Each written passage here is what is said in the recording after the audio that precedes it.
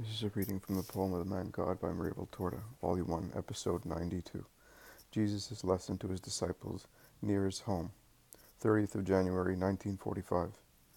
Jesus is once again teaching His disciples, whom He has taken under the shade of a huge walnut tree situated above Mary's garden, part of which is shaded by the protruding branches of the tree.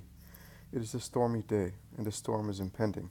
That is probably the reason why Jesus did not go too far from his house.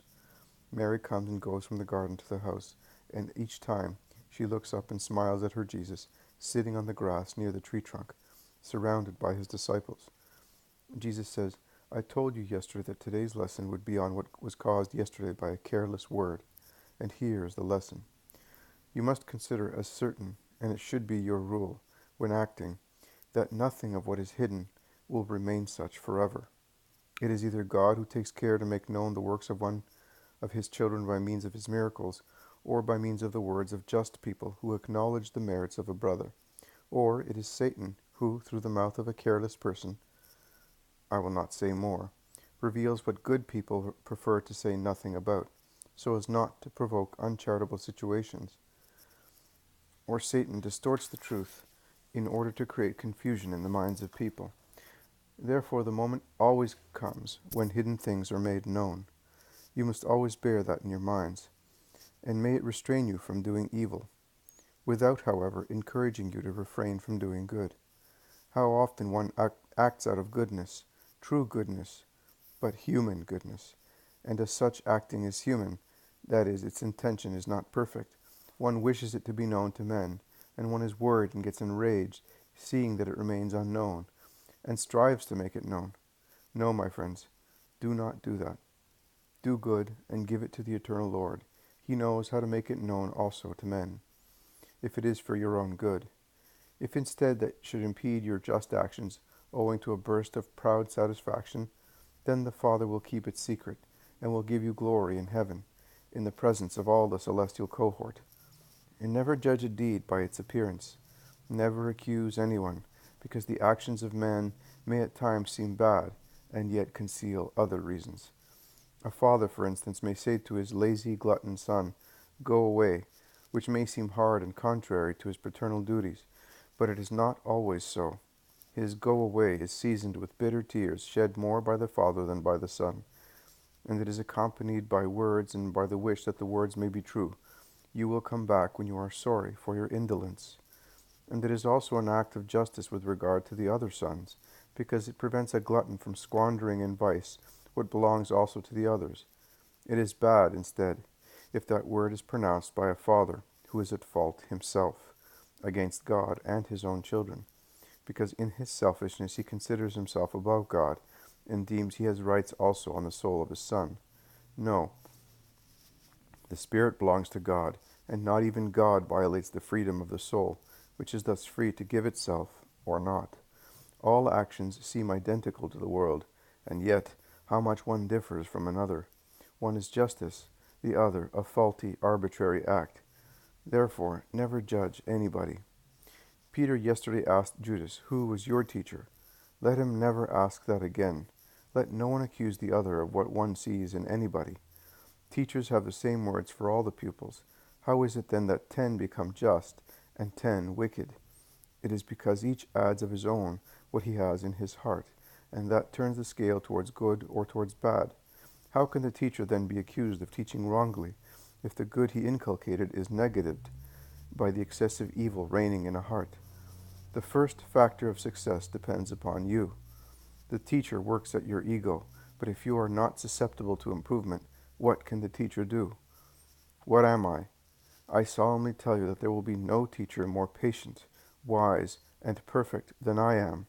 And yet, also some of my disciples, it will be said, who was his teacher?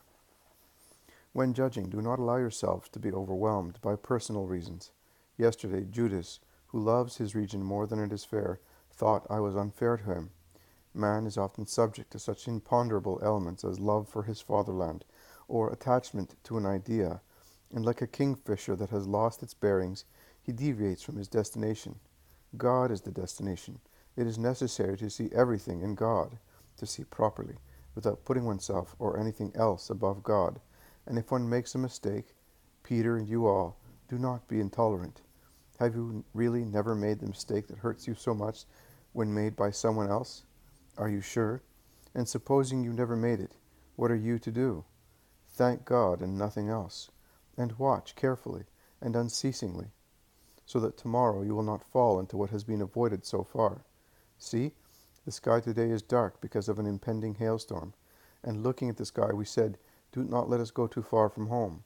Well, if we can judge things which, however dangerous, are nothing as compared to the danger of losing God's friendship by sinning, why can we not discern where there may be a danger for our souls? Look, there is my mother over there. Can you conceive an inclination to evil in her? Well, since love urges her to follow me, she will leave her home when my love so wishes. But this morning, after asking me once again, because she, my teacher, used to say to me, Son, let your mother be among your disciples, I want to learn your doctrine. She who possessed that doctrine in her womb, and even before in her soul as a gift of God to the future mother of his incarnate Word, she said, But decide whether I can come without losing my union with God, and without my heart being corrupted by what there is in the world, in which you say penetrates with its stench, because my heart has always been, is, and wants to be only of God.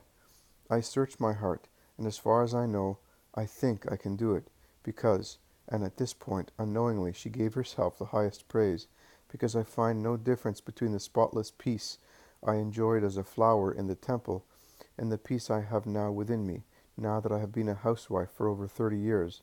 But I am an unworthy servant who does not know the things of the Spirit well, and is even less capable of judging them. You are the Word, the wisdom, the light, and you may be the light of your poor mother, who is agreeable not to see you any longer, rather than not be grateful to the Lord. And I had to say to her, while my heart trembled with admiration, Mother, I tell you, it is not you that will be corrupted by the world, but it is the world that will be purified by you. My mother, as you have just heard, has been able to see the dangers of living in the world, dangers also for her. And you, men, should you not see them? Oh, Satan is really lying in wait, and only those on the alert will win. And the others? You are asking about the others? For the others it will be as it was written. What was written, Master? And Cain set on Abel, and killed him. And the Lord said to Cain, Where is your brother? What have you done with him? The voice of his blood is crying to me. Now you shall be accursed on the earth that has tasted human blood at the hands of a brother, who has opened the veins of his brother, and that horrid thirst of the earth for human blood will never cease. And the earth, poisoned by that blood, will be more sterile than a woman withered by age, and you shall be a fugitive seeking peace and bread, and you shall not find them. On account of your remorse, you shall see blood on every flower and blade of grass, on all waters and food. The sky will seem blood to you, and the sea blood, and from the sky, from the earth and the sea, 3 voices will reach you, the voice of God, of the innocent, of the demon, and you will kill yourself, not to hear them. Genesis does not say that, remarks Peter. No, Genesis does not, but I do, and I am not mistaken. And I say so for the new Cains of the new Abels, for those who, not watching over themselves and the enemy, will become one thing with him. But none of us will be such. Is that right, Master?